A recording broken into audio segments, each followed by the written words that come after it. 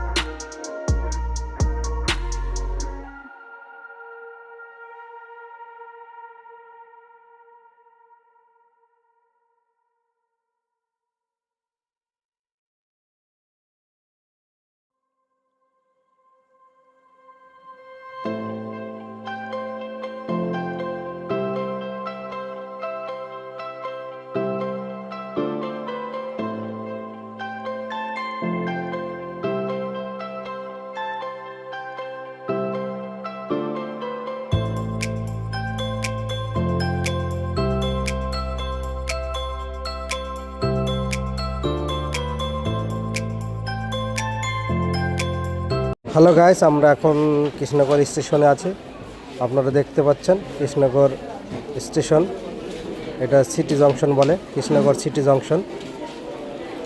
খুবই সুন্দর প্ল্যাটফর্ম এবং খুবই সুন্দর জায়গা, কৃষ্ণনগর জায়গা।